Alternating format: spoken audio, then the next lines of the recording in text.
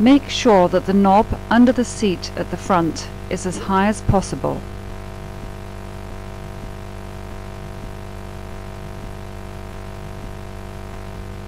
Place the buttocks against the elevated edge.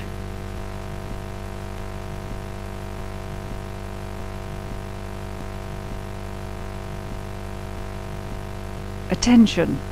It is important to hold your back slightly hollow, so first sit down and then lean against the back support. Sit on the dynamic and adjust your seat height so that the angle of the rump with respect to the thighs is approximately 100 to 115 degrees.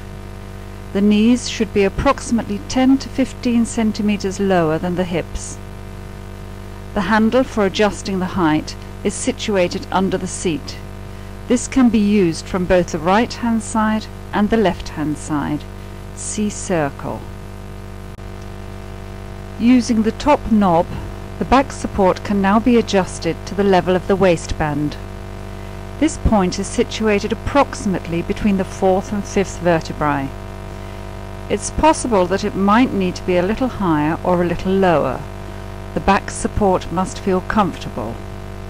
Then, with the next knob, the depth of the back support can be adjusted. Turn the knob to the right for more support, or turn it to the left for less support. On completion of these steps, the passive seat is set properly. Place your hand at the front of the stool and turn the adjustment knob loose.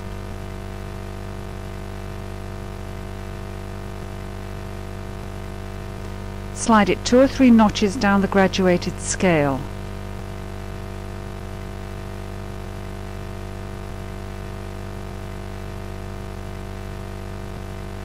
Turn the handle tight again. The counter pressure from the saddle will now be slightly higher. The saddle still has to sink down. Attention! It is of utmost importance that you hold your back slightly hollow so that the back support fits exactly into the hollow of your back. With a raised chest, lean your body slightly forward and upward. Make a slightly hollow back and tilt your pelvis forward. Your chest should be approximately above the front of your stool. With stretched elbows, lean your hands on your knees. Take your hands away and bring your body slightly back. You should now be sitting relaxed without the saddle sinking in. You can test if your posture is correct by lifting one foot up. If the saddle sinks in, the dynamic is adjusted too light. Move the knob at the front a little lower or, better still, tilt your pelvis forward. If you feel tension in your thighs, the knob at the front must again be set lower. It can also be that your center of gravity needs to be brought forward a little. If the mechanism does not sink in, then the stool is set too rigidly, and you should slide the knob at the front 1 or more notches upwards. Determine the proper seat height.